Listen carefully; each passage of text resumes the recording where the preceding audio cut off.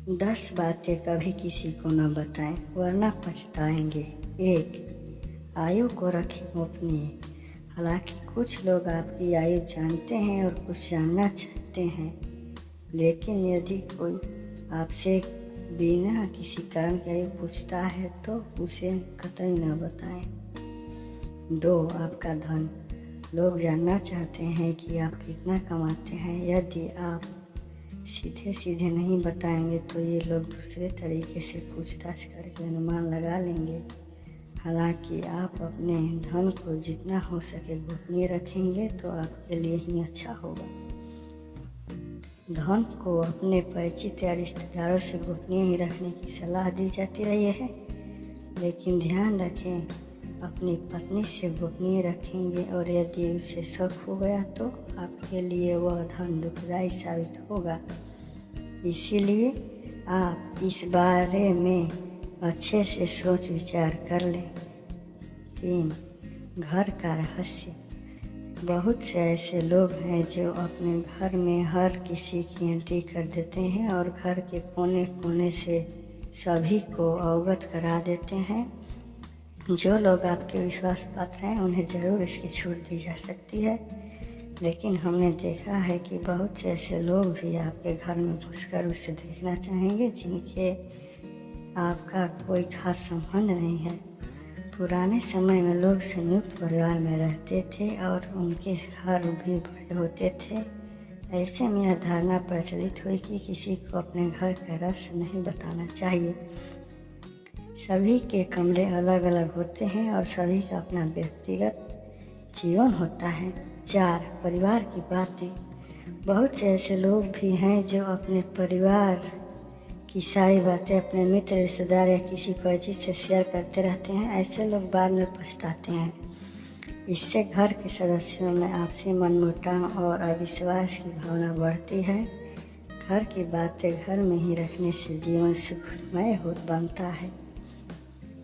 पति पत्नी का संसार व्यवहार गोपनीय रखना चाहिए। बहुत से मूर्ख लोग अपनी पत्नी के साथ उनका व्यवहार कैसा है यह भी दूसरों को बताते रहते हैं।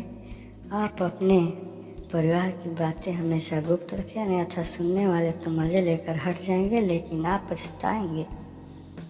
5. दान पुण्य गोपनीय रखें। आपने जो भी दान दिया है उसे गुप्त रखेंगे तो ही आपका उसका लाभ मिल सकता है।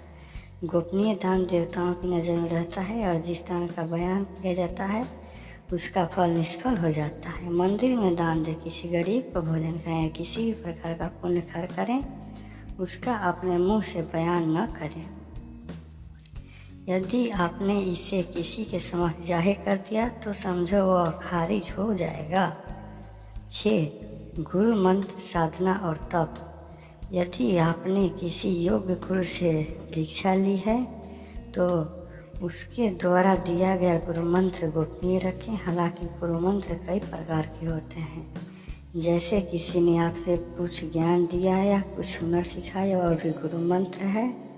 इसके अलावा यदि आप किसी भी प्रकार की साधना तप या ध्यान कर रहे हो तो उसे भी गोपनीय रखें, अन्यथा वह निष्फल हो जाएगी। इस संबंध में गोपनीयता से ही लाभ मिलता है। 7. दवा दारू। आप यदि किसी भी प्रकार की दवाई खाते हैं तो उसे गोपनीय रखें। माना जाता है कि दवा का असर भी तब तक रहता है जब तक वह गोपनीय है। हालांकि कुछ लोग इससे इत्तेफाक रख सकते हैं, लेकिन प्राचीन काल में हो सकता है कि यह किसी विशेष रोग या औषधि के लिए कहा गया हो। पहले के लोग कुछ दुर्लभ वनस्पति के जानकार भी होते थे। बहुत से लोग कहते हैं कि यदि आप दारू भी पीते हैं तो वह तभी तक उचित है जब तक कि उसकी गोपनीयता भंग न हो। जिस दिन लोगों को उसके बारे में पता चलता है वो समझो उसी दिन से आपका पतन भी होना शुरू हो जाता है। 8. अपना अपमान गोपनीय रखें।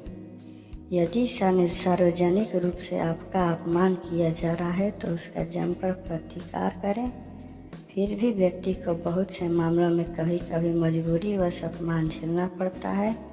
अपमान को दिमाग में ज़्यादा दिन तक नहीं पालें, बल्कि इस पर विचार करें कि दोबारा कोई आपके साथ ऐसा नहीं कर पाए।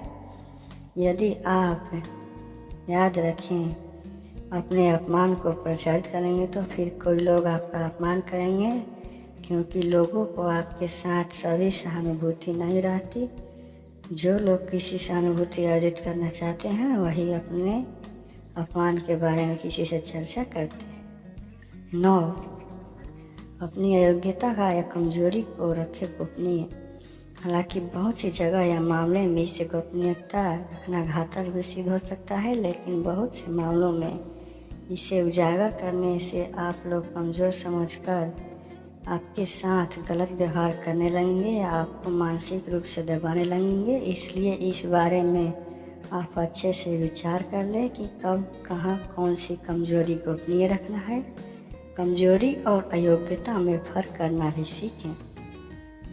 10, मन की बात। मन में बहुत सी ऐसी बातें होती हैं जिनको जग जाहिर करने से आप अपने आसपास संकट खड़े कर सकते हैं। हो सकता है कि आपके मन में किसी बात को लेकर अवसाद हो, क्रोध हो या घृणा हो। मन में हजारों तरह के विचार उत्पन्न होते हैं, लेकिन बुद्धिमान मनुष्य उन्हीं विचारों को व्यक्त करता है जो उसके हित में होते हैं।